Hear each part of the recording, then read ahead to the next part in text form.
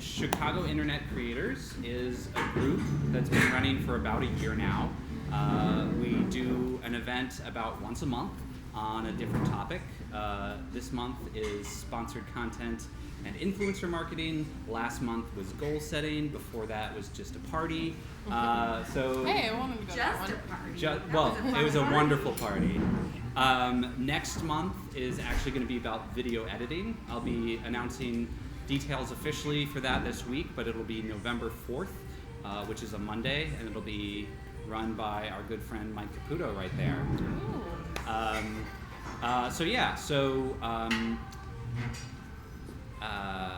Just a couple of housekeeping things. We are on the internet, so just FYI, you are technically being recorded right now. For internet people, Melanie will be watching the comments. If there's any relevant questions for Tiffany about sponsored content and influencer marketing, she'll let us know. This is pretty informal in terms of the presentation. Tiffany is an expert on sponsored content and influencer marketing. She'll kind of give us some basics about it based on some questions that y'all submitted ahead of time. I've got even more questions that were submitted later. Okay. I'll pull up on my phone. If you have questions throughout, just raise your hand. And then we're on Meetup. We're also on Facebook, and we have an email list so you can find out about future events. And if there's ever any kind of event you want to see, just let us know. Everybody who's on the committee, please raise your hand. So as you can see, Virgil, that's you too, technically. And Jason, who's downstairs. So any of us, if you talk to us, we can make things happen. How can we get a link to can we get a link It's on the Brick 101 YouTube channel is where the live stream is happening. Great. Tiffany, do you want to introduce yourself? Yes. Hey guys, my name is Tiffany. I live here in Chicago. I actually work at an organization called IZEA. My mom thinks I've been working at IKEA for the last 6.5 or 7 years, but it's IZEA. And there I am an associate director of campaign management. Doesn't really mean a lot. I wear a lot of hats. But really, I and IZEA partners brands with influencers through our proprietary software. So just like you set up for any other social account, you create an account with IZEA, you add your connections, you write a bio, tag yourself as an influencer doing X, Y, and Z, and then we have two sides of our business. We have managed side where like a client comes to us, says, hey IZEA, we want to work with influencers, don't know what we're doing, how can we do that? And we facilitate it on their behalf. And then we also have like small to medium businesses that can kind of go in there as a self-service or SaaS if anyone's in that industry and is familiar with that term, and then they could kind of go in and essentially use our software like a Google search, but for influencers only across every channel. So I've been there for 6.5 years, so quite some time. IZEA's been around for 13 years. So we were just talking about how old YouTube is, which is about 14 years. So we were right on the cusp of social platforms as it was. Our CEO is a genius and he comes up with things all the time, some not as great of ideas, but this one was definitely one of his best ones, if I must say. But we're based in Orlando, but we do have satellite offices all across the US and in Toronto as well. So I actually work just down the street. So if anyone's ever interested in learning a bit more, I'm happy to have you guys come to our office and chat a bit. But yeah, so aside from that, some other things that I kind of do. So my role primarily, I'm in management at this point, but when I started out, I was on the post-sale side of influencer campaigns. So what that means is we have a sales division that says, we do influencers, and companies say, cool, I want in. And then afterwards, they throw them to me and say, okay, what now? So I would partner with them and really just try to listen to the goals that they were trying to achieve and partner them with the right influencers that fit that. Being on the marketing side, it was a little hard, and I was speaking with some of you before that. I always look at it as having two clients. I see my brand clients, and then I see you guys, the creators, because you both have an end goal in mind. And there is room for a mutually beneficial relationship, but a lot of times there are brands who try to force situations or content types onto people where it's just not a organic fit.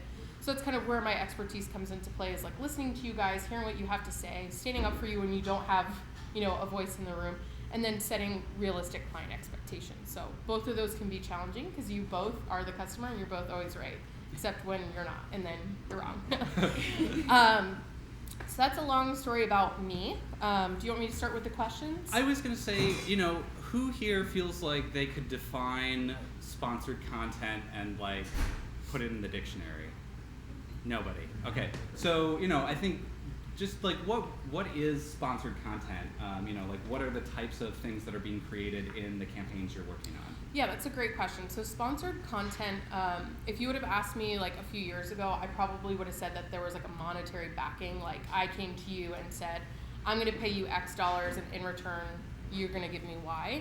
Right now that line is a little blurred. The FTC, the Federal Trade Commission, has helped us define that a little bit, but it's any type of partnership that wasn't created organically, usually in which there's some sort of guidelines to like involved. So we pay people to do a lot of things. I've paid people to do awesome things, and then also things that are just kind of like run of the mill, but it could be as simple as like, hey, Dave, are you a Red Bull drinker? You are, cool, like talk about it on your feed. At IZEA, because we do partner with the FTC and WOMA, we really abide by those guidelines. So you'll hear me say a few times that like you have to disclose any type of brand partnership. And the platforms, if you guys are on Facebook or on Instagram, you'll see that a lot of those handshake tools and a lot of those things are trying to be transparent, because to our consumers or our audience, we do have to disclose when we are getting some sort of monetary or otherwise gain from the relationship. And that doesn't mean that it's true. Like, you do like Red Bull, right, Dave? Like, hopefully if you're taking my partnership. Obviously there are times where people don't, but I can kind of smell those out, to be honest, having been in the business for so long. But either way, it has to be clear and conspicuous, monetary or not. Any type of partnership that didn't, that you just didn't post about Red Bull organically is sponsored. Yeah. So to give some examples from my channel, right, Brick 101, I mostly cover Lego and building toys. So I got approached by a marketing company that was working with Lego on promoting the Lego Batman movie, and so they sent me a box of products for free, which I could choose to make a video about, but since I received those products from them without buying them myself, I had to say I received these products for free, because that is technically sponsored content, even though I wasn't, paid a certain amount of money and guaranteeing them content. I have also done some videos where somebody has paid me a lump sum of money, and then I make a video on a certain topic. So there is definitely a range, but you might have already done some sponsored content without realizing it if you've ever accepted free product and then promoted that in some way on Yeah, your so feeds. PR boxes is something I hear a lot of my influencers talk about. They're like, oh, I got this package from, and I will say the FTC is very vague on what is disclosure. I wish that there was something black and white, because clients also don't want it to be like bold-faced type, this is an ad or anything like that, and you don't have to get that dramatic about it. But sometimes it's easier saying like, thanks Red Bull for sending me this is sufficient enough, and other times like some clients are a little bit more scrutinous and want you to clearly disclose like hashtag ad, hashtag sponsored, I've partnered with or on behalf of Red Bull, things like that. But you do always have to be clear. And so you were mentioning the fact that within Instagram and YouTube, there's actually features on the back end where you can have a little overlay that'll pop up.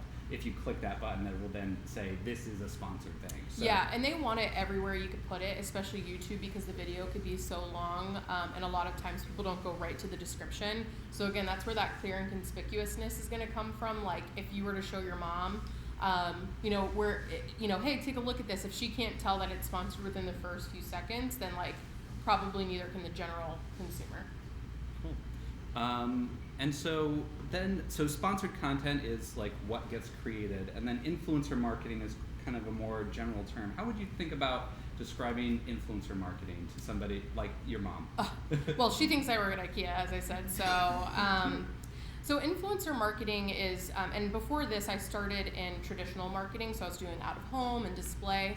So it's basically using these social media platforms to connect in a more, what I would hope is direct way, and that's kind of like my like goal is to always make sure that it like makes sense and it feels organic, because there's nothing worse than driving by like a billboard ad for things that don't belong to you and services that don't make sense for you, and being like that's stupid and also a waste of that brand's money.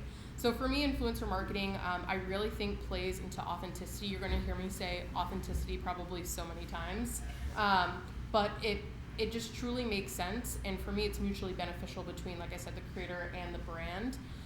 So it's just using everybody's own word of mouth to connect audiences with brands. Like, I used to say this all the time. When Bud Light Platinum came out, my friends were like, you gotta try Bud Light Platinum. I'm like, I don't know, maybe. And then I saw a billboard for it. I was like, I'm never trying it. And then my best friend was like, no, try it. I was like, oh, well, I believe you. But not the, 5 other people I didn't know or a billboard, but it's like word of mouth. It's just like literally blown up. And I find myself to be a consumer of it. And that's why I eventually made the leap to do influencer marketing, because I was like, oh, this makes a lot of sense when it's done correctly. So what's like a great example of a campaign that you've worked on that you're like, yes, this was like exactly like a great fit, like the brand and the client worked really well, if you can think of one. Yeah, I actually, I wrote a few down because this is a great question that I get, and sometimes I go into a haze. Because it's been nearly 7 years of working with some, so there are a lot. What was it? Lay's. So Lay's every year does a reinvention of their flavors, and they kind of vote. The year I did it was called Do Us a Flavor. I don't know what it's called year over year, but we partnered with people that you wouldn't originally picture with like chips, and so like there were world travelers, and so it was their World Traveler series when they had like flavors around the world, and they were able to like go to those places and taste those chips, and it was just something that otherwise that person was like, I'll probably never work with like a Fortune 500 company, and then they did. And then another one, Special K, was about like moms on the go, and we did the first Facebook 360 live video, and that was pretty cool, to be able to take this girl who is a yogi and very flexible and had all this different things. And again, it's like more so, and you'll hear me talk about this a little bit today, it's about the story. It's not obvious about who you're working with, it's like the underlying message of what you're both trying to do. So we're working on a campaign right now where it's popular soup brand, and it's one that you can make recipes with, but they don't want to focus on the recipes, they want to focus on the connections you make by saving time to like have that on the go meal ready for you. So their whole messaging is about how to connect with your peers, your loved ones, your family, when otherwise you don't have time, by using their product. So those are always my favorite type, and it's always hard to nail like down a specific, but again, it's like the least obvious ones. Like if you're a designer, like a pencil artist, it's maybe not the pencil, maybe it's something else. Maybe like your drawing pops out into something else where it's a little less obvious and more truly about the story of who you are. Again, that authenticity. Virgil, there's somebody downstairs. Could you go let them in? Thank you. It's him, and you he's just here. got in. Great, never mind. So if somebody in this room wants to get started trying to get sponsored deals to make some kind of sponsored content, what's like a good first step for them? So the first step is like defining who you are, I would say. Again, the authenticity, I'm going to say it a million times, but and I've said this at a lot of speaking events, is a lot of people feel like because they're a nano influencer or small, that they're never going to get a gig or get a deal with a client. But in all actuality, you're like the most authentic person. Like your audience is the most connected to you today. Like when you have 100,000 followers, like suddenly that group of people who are like your core audience is suddenly a little bit larger. And then you get even bigger, and it's like, okay, now is she inauthentic? She's almost a celeb, can't touch her, can't relate. Like she's made like really good money. So like the thing that I started liking him for is no longer attainable because like her household income's now like out of my reach. So, and not only that, but a lot of clients really care about exclusivity. Does anybody here know what exclusivity is? What is exclusivity? Essentially, so what it is like in the Red Bull world, if I approached you and I was Red Bull, I don't want you working with other energy drinks. And the smaller you are, the less likely you are to have partnered with another brand of that type. And it makes sense, and it makes sense for your audience too, because again, going to that authenticity, if you say you love Red Bull, well, why the next day are you drinking Bang? Like that just doesn't make sense. Or at least from a marketing perspective, I think everyone can drink whatever they want, but the client's paying you to promote their product. They don't want it to seem, inauthentic. So I think your first step is identifying what you are. When I was talking to some of you earlier, I heard that you're really niche, which is great, but can also be really challenging when you're trying to find opportunities, because going back to that exclusivity, I'm sure you felt this with your, Lego thing, that puts you out of pretty much a lot of other stuff. Any other toy deal, yeah. It was very hard to find like I worked with Lego and with some other major construction toy brands, but if it wasn't a construction toy, it was hard for any brand to look at my channel and be like, even though I built anything in the world out of Lego, right? It was, it was still, that was core to the focus. So that's one of the reasons, many reasons, why I've been shifting the focus of my channel is that it did not really work from a business side for sponsored content. Just it was too niche. Yeah, and niche definitely has a place in influencer marketing. I think starting out, it's a great opportunity to, narrow down, like in a world of clutter, like there's so many influencers and there's so many brands who want influencers that there's like enough to go around. So like when you were talking about teaching, you really have to identify, like maybe it's also like organization.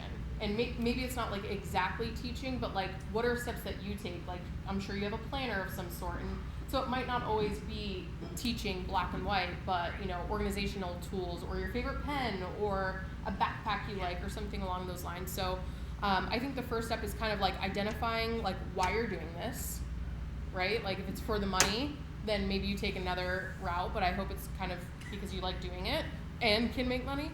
And then kind of like start spider webbing out, like what are other things as a part of that you could kind of engage with, and start sprinkling that in, because as marketers are always going to go to your page and say like, okay, what is he or she posting about? Where does my brand make sense? I mean, the first thing I do whenever I look at a creator, I'm like, can I see Red Bull on this feed? And if all they're drinking is water, like the answer is no.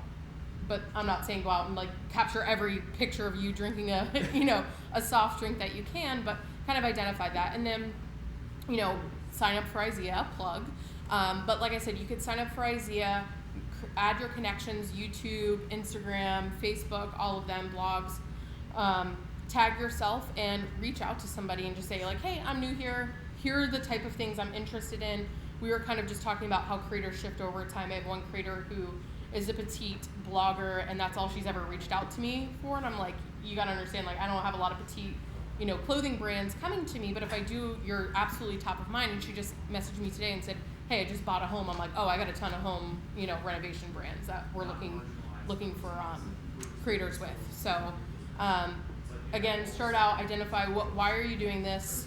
What do you want to be known for? And then kind of spread it out. Not so far that it's like, again, inauthentic, but just find some key things that you like and stay true to those. And now, is IZEA a place where you can see different deals that are being offered by brands? So you can just see like what a range of options are, even if they're not a fit for you at this moment? To a certain extent. So using those keywords, again, I would plug in those like, immediate and secondary and tertiary keywords into your profile. And then we have two ways that you could kind of connect with the brand. The first is like an open bid. And so what that means is as a marketer, I'm going in and searching for, teachers or planners or things like that, and bless you. And from that, we'll curate a list, and you could pretty much as a marketer say, send an offer or an inquiry to everybody from this list. So it's just like Google, you type in a query, you have results, except you could say like send interest. From there, you can kind of negotiate back and forth. Not everybody is going to pick you up. Sometimes it's not a fit, but at least you kind of get your feet wet in terms of what to expect out there. And then we, and more so on my side of the business, we're looking for someone who has a Lego channel, and then I type in Lego and you come up, and then I'm directly, Right. messaging you and trying to get you on board. So as I've learned more about sponsored content, I've gotten a lot of value out of seeing in some of these platforms.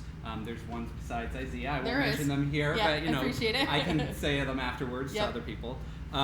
Is seeing like, oh, here's different brands that are looking for content creators, and this is what they're describing, and like, how would I create content that could fit with one of these briefs? Because like, it's hard to just like, if you've never done anything, just envision like, oh, my content and then a brand. But if you're like, oh, this is like a mobile gaming app, and I'm like, oh, I do game stuff, I just haven't done mobile gaming. But if I was doing mobile gaming, then I can see this whole range of content. Or like, I think about Jason, right? You do cooking videos, so I'm like, oh, kitchen brands, right? Like, there's so many things that you could think about that are related to your channel. Yeah, and a way to do that, obviously, IZEA is not the only company that does this in this space. But something that I do a lot too is I'll follow the brands that I have an affinity for, and then pair their name with hashtag ad, hashtag sponsored, and kind of see what they're paying or partnering with other people for. That's another really good way. And that's good for both the marketer side and the creator side, just so you can kind of have a fit of saying like, okay, so for this cooking brand, what type of person are they going for? And maybe you see that they are going for nano people, and then you could reach out to that brand directly or find another way to kind of connect with them. Yeah. And I also, there's this thing called the 12 brand archetypes. I found it really helpful. I did a business workshop that YouTube ran a couple years ago, where they made us all figure out what our archetype as a channel was, and it's like rebel, creator, lover, just Oh, this is this big. from Adobe? Maybe, I don't know. Oh, But it's these familiar, 12 yes. brand archetypes, and thinking Yeah. about like, okay, what's my brand, and then thinking about other brands in the world and what is their archetype, right? And then thinking about which brands do I have an aligned archetype with, right? If so one person was a dating advice person, and they're like, oh, my brand is lover, so I should be going to Victoria's Secret, and like things like that, which is not, the connection's not necessarily there at first, but thinking like, what is the core of what I do and what I represent to people, and what are other brands in the world that kind of fit that same archetype. Yeah, that's great. So, just trying to think broadly about what it is that you produce and what you represent to people, and what brands want to be associated with that. Like, I love advertising, like unabashedly. I love commercials, and so I love Skittles because they have the wildest, zaniest commercials, Yeah, they and do. like that has always appealed to my sense of humor. They did a musical for an ad at the Super Bowl this past year. I love it. So like I would do a Skittles anything in a heartbeat, because and like that's also my sense of humor is very much the Skittles sense of humor. And so like I know that about myself, and all my content kind of reflects that, even if I've never been like, Skittles lover, Skittles, 101, yeah. right? But it's also bright and colorful. There's a lot there, right? Like so, like that's something like I know I would love to work with that brand. So even just thinking about like if there are ads that have resonated with you, why did they resonate with you, and kind of pulling that apart as well. Yeah, I think that's a great point. So when I went to school, I did interpersonal and organizational communications, and I minored in psych. It's a big mouthful, but the reason I did that is because I was so interested, like, why people buy, and like I really started investigating like McDonald's, why they're yellow and red, and like that incites hunger and urgency, and like things like that. So really getting into the behavioral side of that, and that's something that I try to stay true. I have clients come to me all the time that they're like, I want to work with X. I'm like, okay, why? They're like 5 million followers. I'm like, okay, but what does that influencer stand for, and what do you stand for? Like those are two very different things. One other thing about being small is like there's a solve for that, promoting your post, right? So like, does anyone know what promoting posts mean? Few nods. So at IZEA, we actually kind of like take that burden off of you. You give us like advertiser access to promote on your behalf. It doesn't allow us to message anybody or touch your admin panel or anything like that. It only gives us the authority to promote. And so with that, we're then able to take our clients' money, not your money, and put money behind your post from you. And so for a brand, kind of going back to my Bud Light thing, no hate, no shade on Bud Light, Platinum actually was pretty good, but got me a little too buzzed too soon, which is why my friends liked it, is that same messaging of coming from like Tiffany, a normal person, or Bud Light. We've actually A/B tested the same assets from a brand and from a creator, and the brand was being bashed like, hey, my delivery was late, what's going on with this, your product sucks. It wasn't Bud Light, but then on the same ad, same caption on a creator page, it was all lovely, because people like to get mad at brands.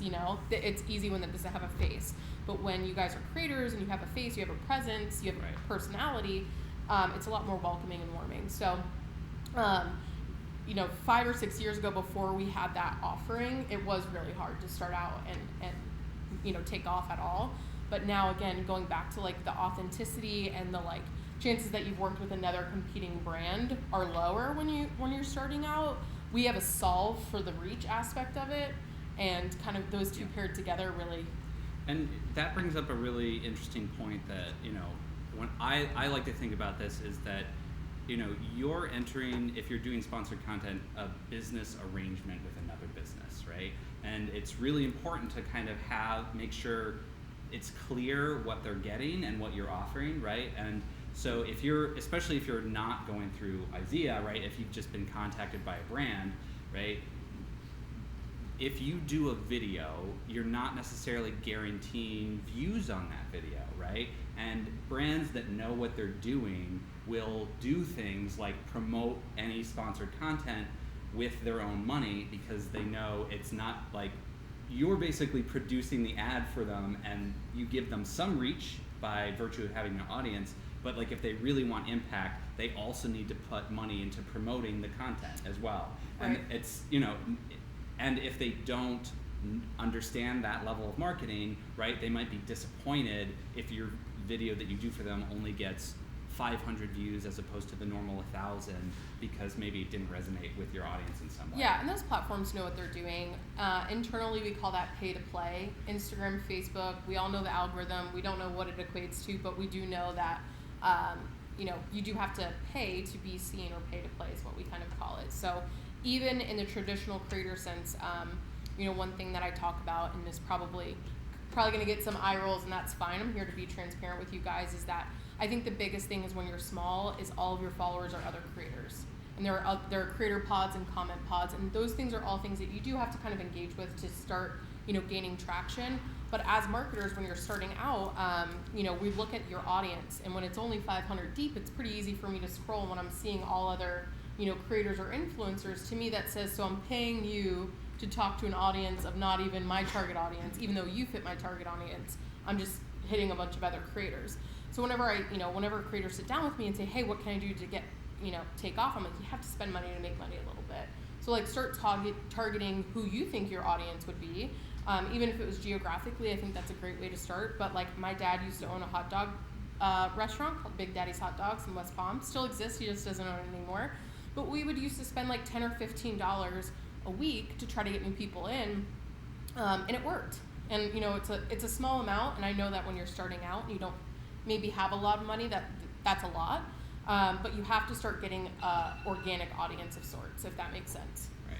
And historically, again, just using my channel as an example, since I'm up here, I did a lot of outreach within the Lego communities, both online and in person, going to events, right? And so I've also spent money to advertise to different people to show my content, but a lot of it was also just a lot of in-person, like walking out and being like, hey, do you like videos and Lego? Because you're at a Lego event, take a flyer. You know? So there's different ways to grow your audience over time, aside from just plunking down ad revenue. But it is part of the business side of running an online thing. It's not just you put up great content and then people magically appear to watch it. So, wouldn't that be nice? That would be wonderful.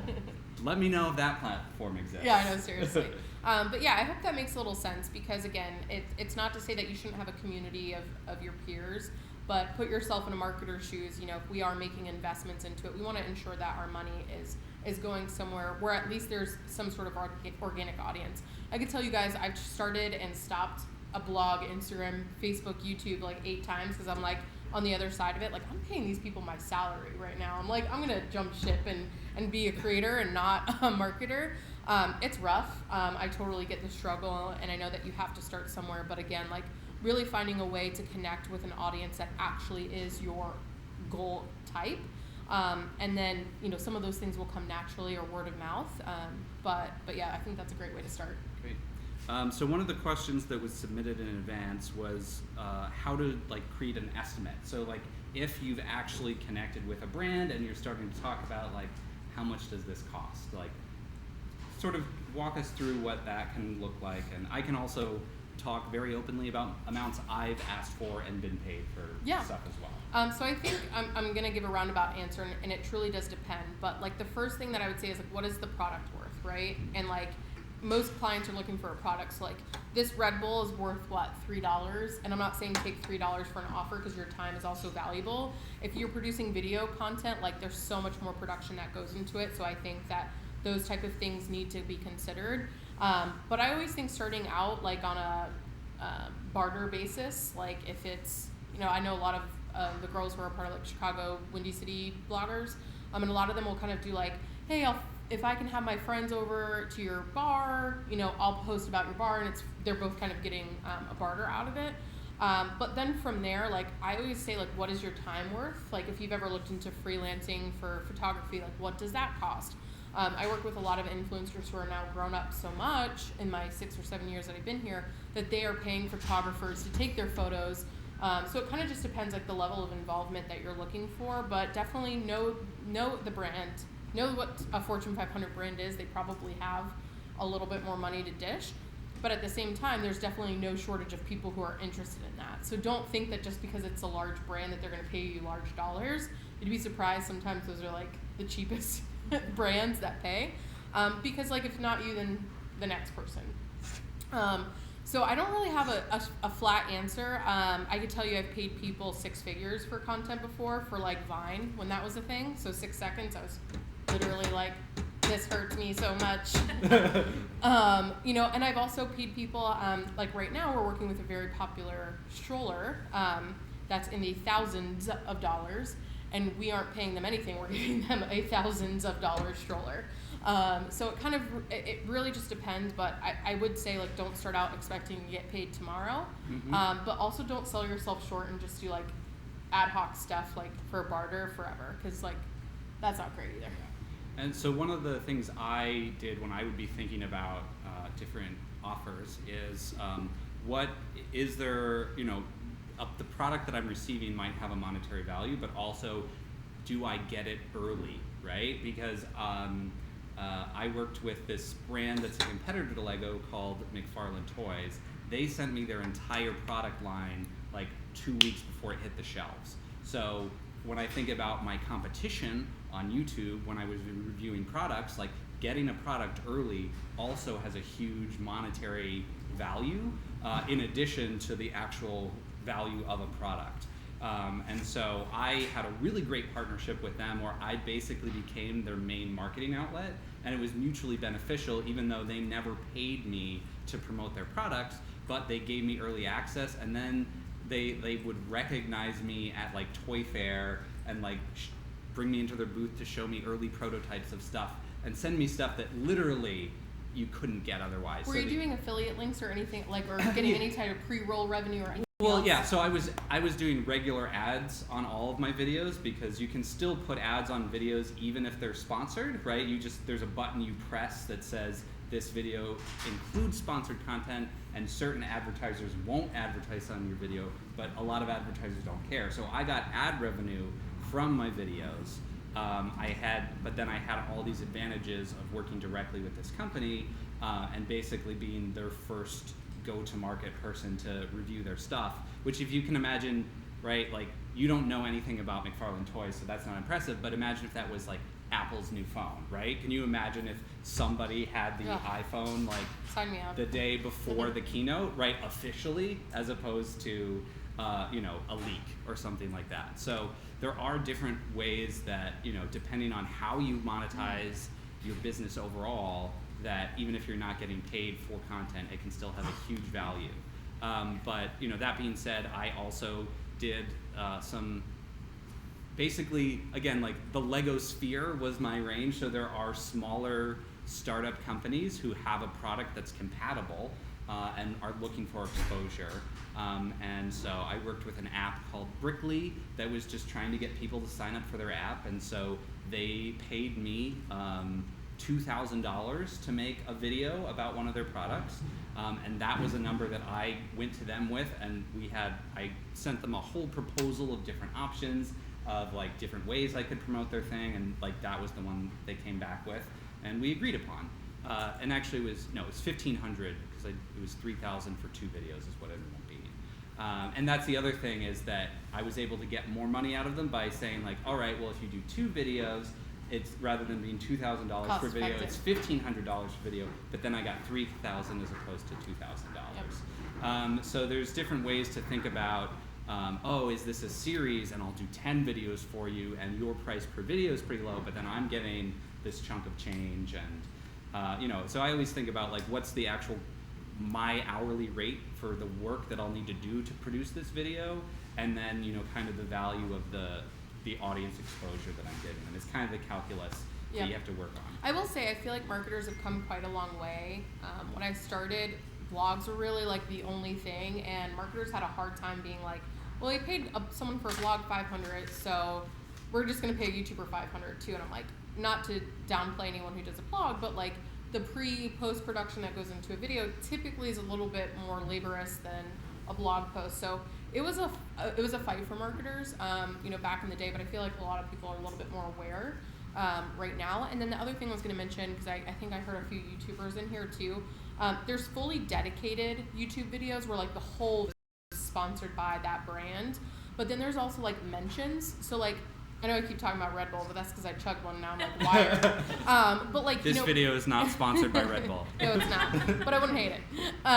But here's the thing, though, that like when you're talking about like Legos, maybe you're doing a thing and then you take a brief pause and you're like, you know what really keeps me building these bricks is Red Bull. Thanks, or whatever. That's a little corny, but that comes at a lower cost, and also lower, production costs and time costs for you guys, but is a great way to kind of start sprinkling in brand sponsorships. Again, you want it to be authentic. If you're normally found drinking a Monster, probably not the best way to go about it, but there's different ways to do it as well. Yeah, so that's a great point, right? So that you can have a link in the description, right? That's one level of sponsorship that somebody could pay for versus a verbal 30-second call out versus a video that's more dedicated to a product. So those are different levels that would have different price points as well, because you can if you've watched a lot of YouTube videos, you can probably tell what type of sponsorship, like when somebody does a video about video games and then they're sponsored by Casper mattress, right? Like that's probably just a shout out. It's not like a dedicated thing, and there's probably a bulk rate for getting that kind of stuff, right? So and then also when I would do a proposal, right, I would indicate, right, okay, so you're getting a YouTube video, but you will also get me posting about this video to my Twitter, to my Facebook, to my Instagram. You will get this many posts, and like here's a line item for what the value of those things are as well. So because if you're a media brand, you actually have a whole bunch of different ways you are promoting this product or the video. So those are other things to think about and factor in. Yep, and that's an easy way to tack on. Like if you have 500 followers on every channel, that's a quick way to suddenly like have 2,000 followers, even though like your primary unit that you're posting about is YouTube. You're still kind of like putting the good word out there to 1,500 other people. Dave has a question. Yeah. Okay. Yeah, just wondering, Tiffany, how do we measure success? So, for example, I do a campaign for Red Bull. Chances are, even if it's a great campaign, I'm not going to increase sales nationally 20%. But what is it they're looking for? What do I need to do for them to consider it a success? Maybe come back to me, increase, renew, whatever the case might be, and that I could show another potential sponsor that's not a competitor of Red Bull, this is what I did for Red Bull. How is this measured? So that's a question that, as a marketer, I'm challenged with every day, because like this is a consumer packaged good or CPG. If I'm not tied into the point of sale for every place you could buy Red Bull, I also can't measure those things, and chances are neither is Red Bull. When you work with influencer marketing, the first thing that you should know is like, yes, it can be a sales driver, but more than anything, it's awareness. It's a big awareness play. So at my organization, what we look at is positive purchase intent in comments. So like, hey, I didn't know Red Bull came out with a new tropical berry flavor. Gonna have to check this out. Like that's a great thing to take away. Some brands have their own proprietary formula or way that they say, okay, every positive purchase intent is worth $5. Maybe that's what they're doing internally. A lot of times at my organization, we don't get that type of information, again, because it's proprietary. Or positive sentiment, like, hey, I love Red Bull, or didn't know Red Bull had an Instagram, just gave them a follow, ways, kind of things like that.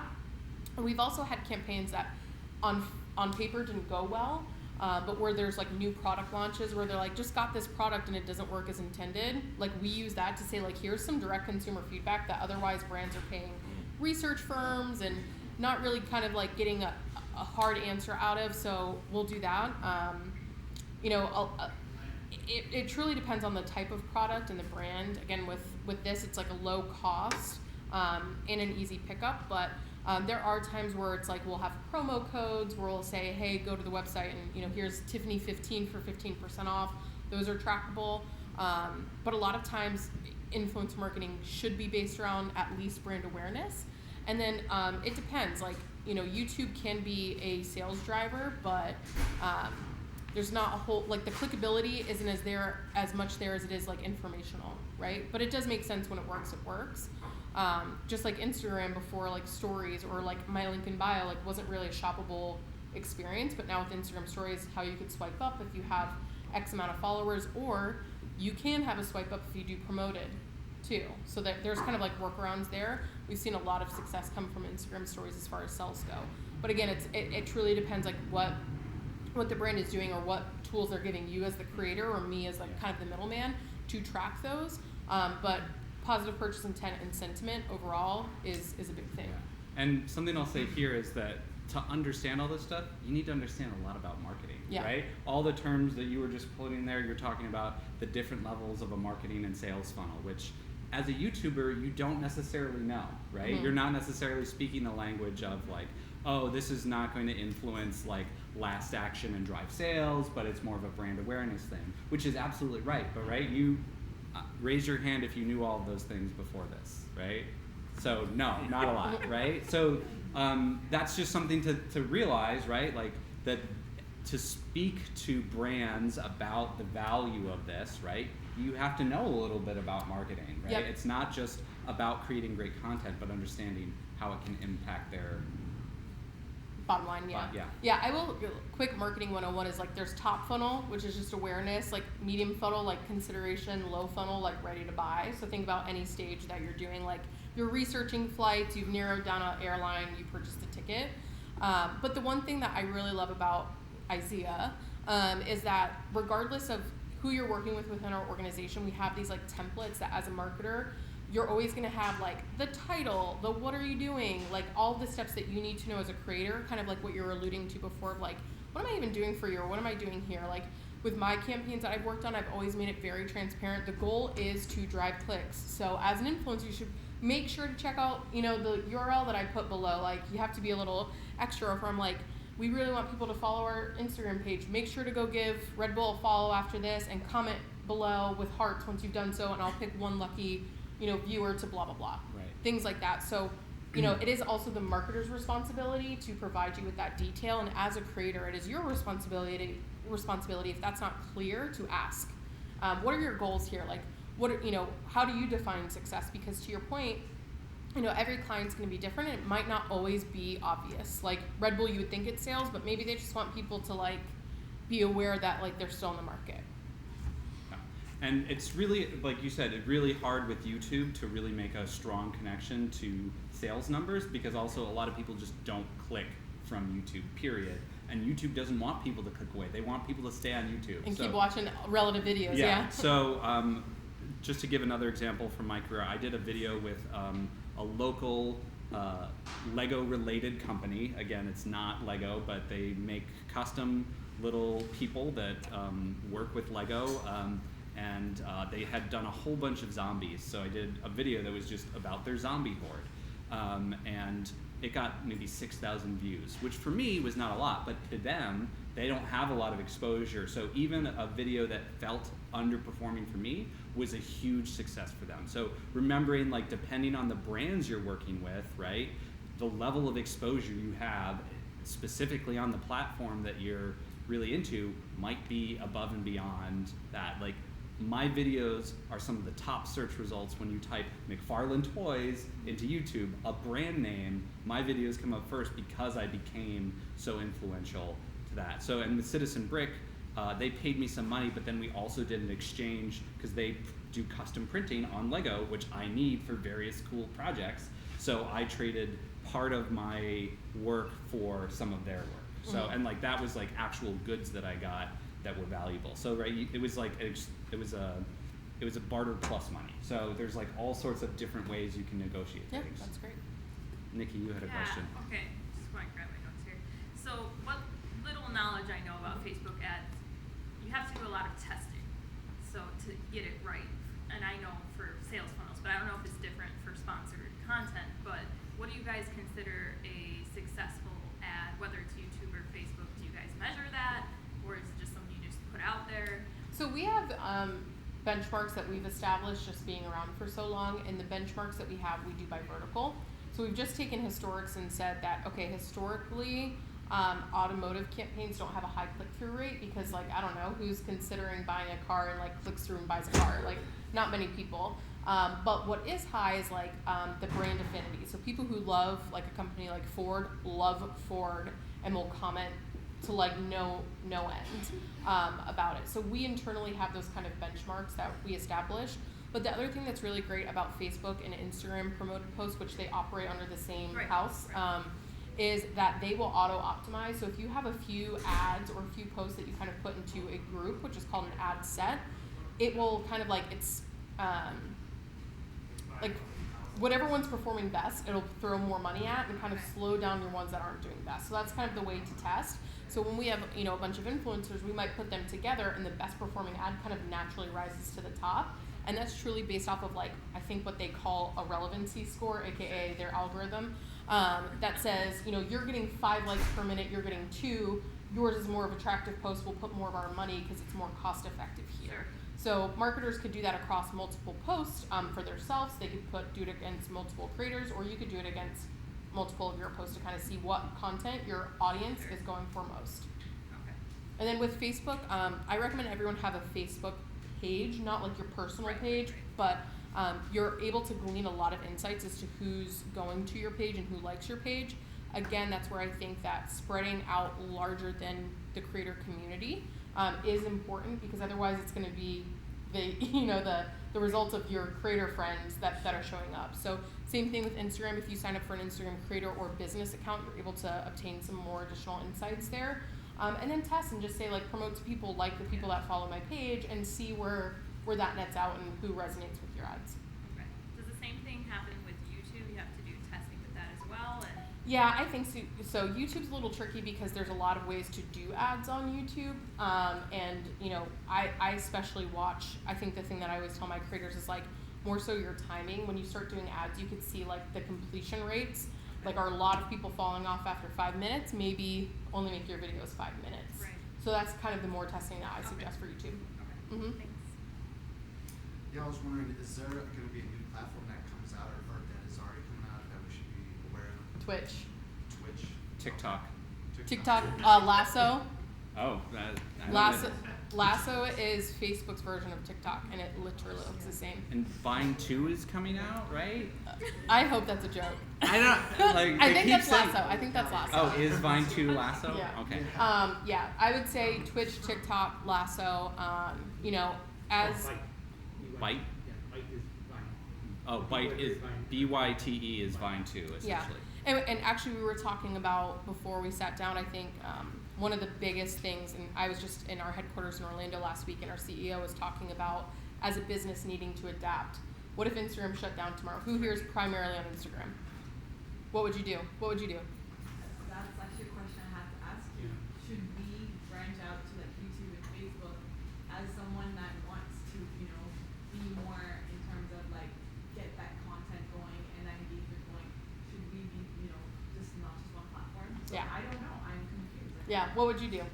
I mean, I just started a YouTube account recently, so that's there. And then I also have like half of my business that I'm trying to build up that's completely offline. For painting commissions with local businesses. Mhm. I guess I would have to rely on that more than online. I saw someone else over here. What would you do if Instagram shut down tomorrow? Oh, I guess I would probably just go out more, talk to more people. I would cry. Has anyone here seen an influencer that maybe you personally follow or otherwise just stumbled across that are suddenly coming out with like ebooks or other types of avenues? I follow a few personal people who suddenly like are doing a nail polish line. I'm like, that's really cool. Didn't know you were doing that, but awesome. So I think kind of to your point, like taking things offline too, and providing things back to the community where you can, and something a little bit more tangible. As you guys know, I'm like the worst at it too, is like our attention spans are dwindling.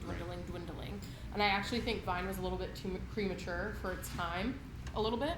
I think it was a great thing, and it gave a lot of people, like those kids that we were talking about who don't know any other job than being like an influencer, which is no hate, no shade. Wish I was them, you know. But now that our attention spans are getting shorter, like, you know, Instagram tested out in IGTV, which is great for people who don't want to YouTube and want to keep it on one platform but want longer videos. But even that's not doing all that great. And now Instagram Stories is kind of supplementing it. So it's kind of like, you know, Goldilocks, like which is the right thing. I will definitely say, don't go out and make a YouTube channel if you're not going to commit to it. I know that last session you guys were talking about goals a little bit, and that can be hard. Don't ever feel bad for, like, you know, putting the same content in multiple places, obviously adding value where you can, like saying, hey guys, if you really want to check out my full house tour, like head over to my YouTube channel, like give a little teaser, eat your own dog food, as I say, but definitely don't like be only on one. And that goes back to one of the core things we've talked about as a group here over multiple sessions, is that if you're doing this as a business, you need to have a diverse set of income sources, right? So again, just speaking to things that I have made money off of as Brick 101, ad revenue from YouTube ads, sponsored deals, a book that I wrote, in-person workshops that I do, which is actually, to Nathan's point, one of the largest sections of my business now, licensing my content to other platforms, so literally taking videos I had already done and just somebody paid me to have them on their app, right? There's so many different ways you can monetize a digital media company. So that's actually a great point. So at IZEA, in addition to like the influencer space, which is our like, you know, bread and butter, we also have another arm, which is content marketing. So if you've ever gone to like Crafts, like the cheese company or the food company's website, and go to their blog section, a lot of times they're outsourcing that to, you know, recipe creators. So I heard you were in the cooking space. So there's opportunity for you to use your talents to create recipes on behalf of brands where there's no distribution. It's solely like giving them the rights to that recipe. And sometimes that comes with a partnership, but you know, we're working with a very popular insurance company that's on your side. And and if you go to their blog, we actually hire journalists, you know, in the space or otherwise just journalists that can interview people and create that expert level content, because brands don't like having the overhead to hire a writer. That's, you know, that's really hard. You kind of always want someone fresh and new in there. So there is opportunity that might not, like, on the face value be like, oh, that's influencer marketing or sponsored content, but there are other opportunities out there. Two other things I forgot in my list, merchandise and then crowdfunding. And speaking of crowdfunding, Andrew, you had a question. Yeah, I have Patreons for anyone who was wondering where Dave was going with that. I was wondering what really drives a brand to actually decide to take a chance on you? Story. What's your story? So like you mentioned earlier, your niche. That's along the same lines. Yeah, so right now I have a brand that reached out that says we need people who have been adopted, right? And maybe you've been adopted and you have a cooking channel, and even though you're niche, it's important for you to kind of share what things also make you unique in that niche, because there's so many, every niche, every corner of the market. I'm like, how are there so many people who talk about X? I was just telling you that we're working with kids that are infants with channels. Like, obviously their parents are managing them, or they're really smart babies, not sure. But everyone has, like, the space is so flooded. You have to find something else that makes you unique. I mean, I'm not even joking when I've said, like, I want green-eyed people in Indiana with blue hair. Like, that's what we're going for. And I'm like, okay, and what else? They're like, and that's the list. So you do have to have, like, a niche, but also not too much of a niche. And I know, like, I'm saying a lot of contradictory things, but, like, even to your point, you know, you start to put yourself in a market where you could basically only work with Lego, and if Lego's not working with you, like, who are you working with at that point? So, like, find some things that put you outside. So, like, you're obviously into speaking, so maybe instead of approaching Lego from a, you know, content creator standpoint, it's, hey, what, you know, events or conventions do you have coming up? I'd be happy to be your floor guy, and things like that. But every time I hear, like, my clients want to know when my influencers are pregnant before they know they're pregnant, like, things like that. Like, it's like you have to find someone in this space, like, and again, I really love IZEA for that, as we get to know our influencers. And the example I shared earlier is a girl was like, hey, just so you know, I just closed on a house, because she's never owned a home before. She doesn't have any brand affinity. And I know she produces quality work, so it's like, originally that would have made sense because she's a fashion blogger, but now she's not going to stop posting about her home. I mean, I wouldn't make an investment like that. So it's always about the underlying story. So what is your niche? Well, I have 2 podcasts. One's Harry Potter, one's Millennial, and that's like lifestyle.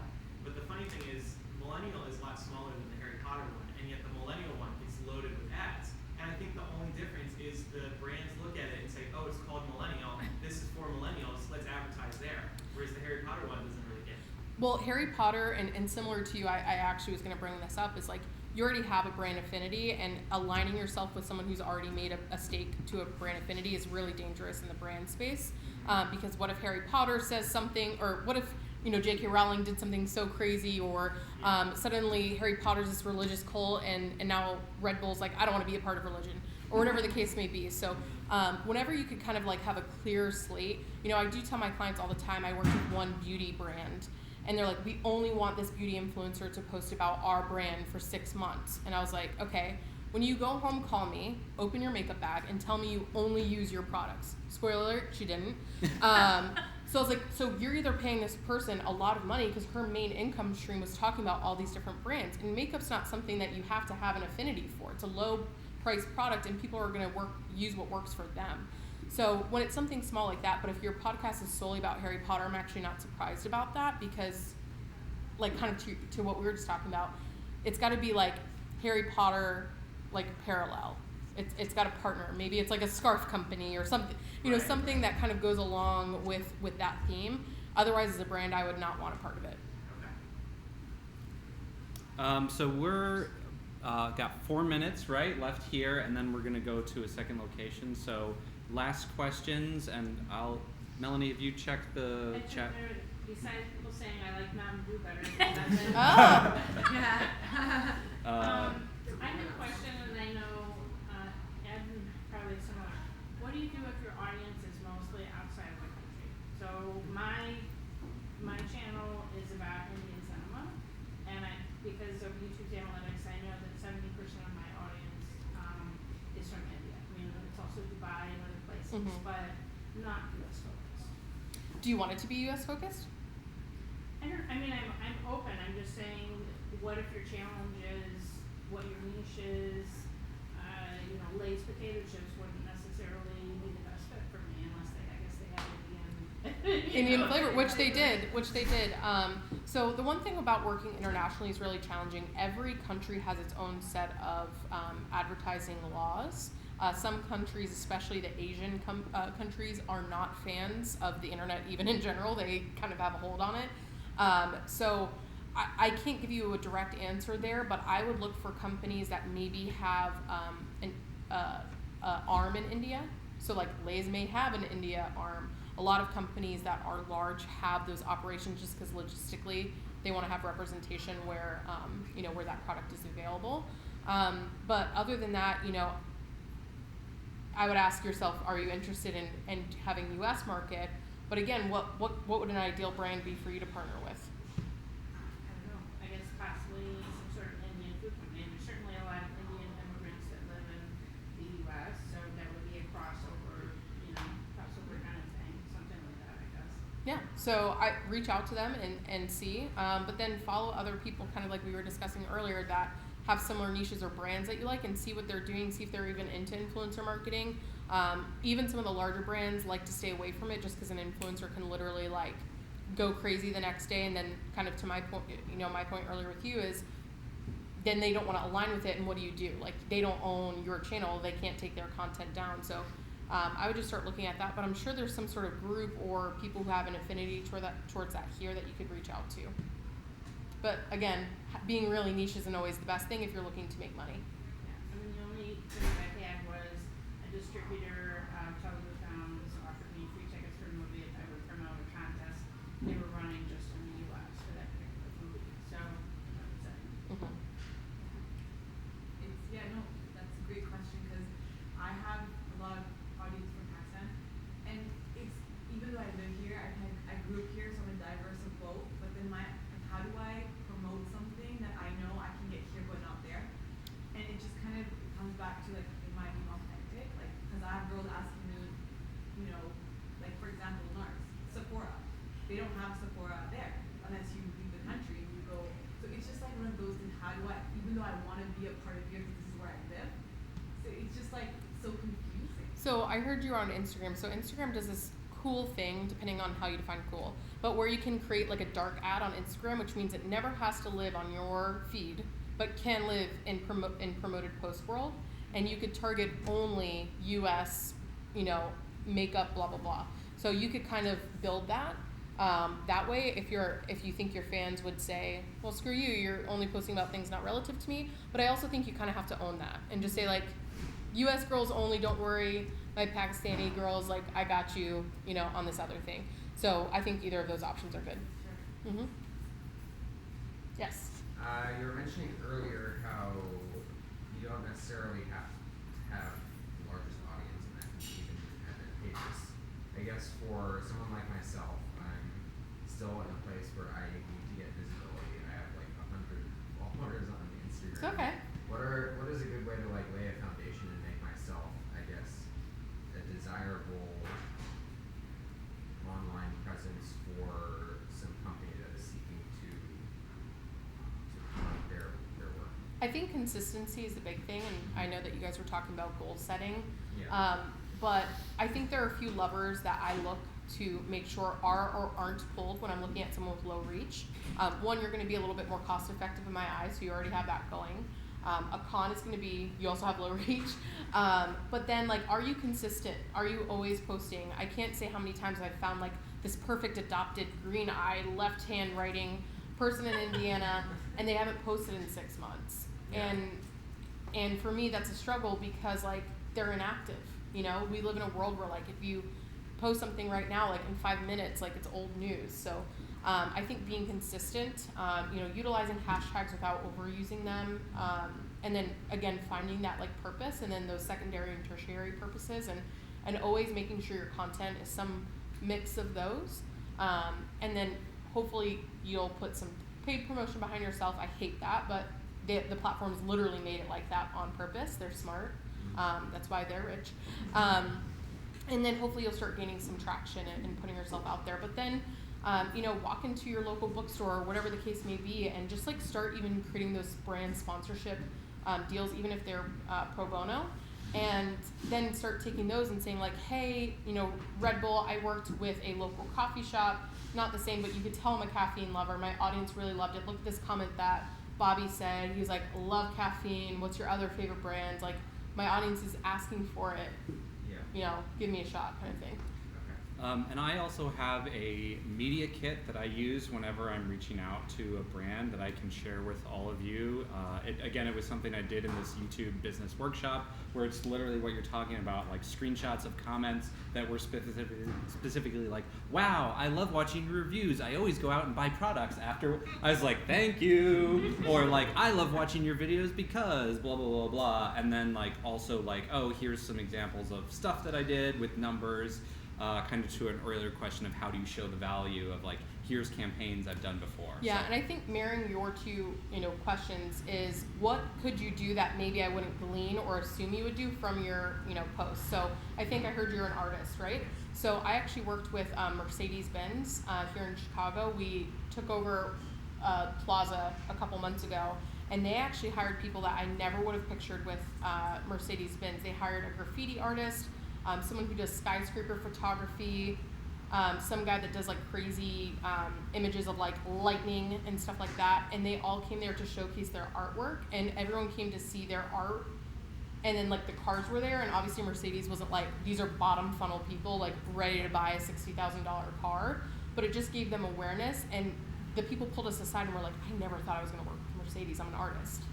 And it's like, but that's when it works. That's like that story angle of like, while it's a little corny or cliche, like striking fast, like that's how they took like their fast car, and were like, this is the striking fast car, and it was like a whole setup with like the lightning strike guy, and graffiti was like known for being like coming in crazy colors, and so they had a green Mercedes there. It was just like a really obscure way, and it also was really great for the brand because they hadn't worked with another vehicle company before, so it's kind of like off the cuff. So I guess as a follow-up, I think while my style can sort of be varied, I think there are a lot of themes that I touch upon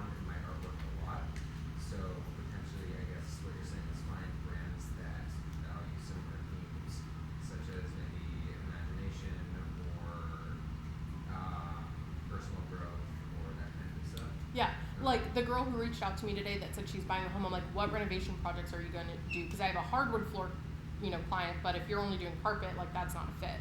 Yeah. So like even as simple as that, being like, I'm looking to connect with brands that aren't scared of comedy, uniqueness, or whatever the case may be. Some brands that come to mind are blah, blah, and blah, and maybe I don't work with any of those brands, but I'm like, part of those brands are also these brands, and as a marketer, I could kind of translate that for you. Yep. Well, I'm sure we could all ask questions for another couple hours, Yes. but let's end it there and give Tiffany a huge round of Yeah. applause for this experience. Thank you, guys. Appreciate it. And goodbye to the internet. So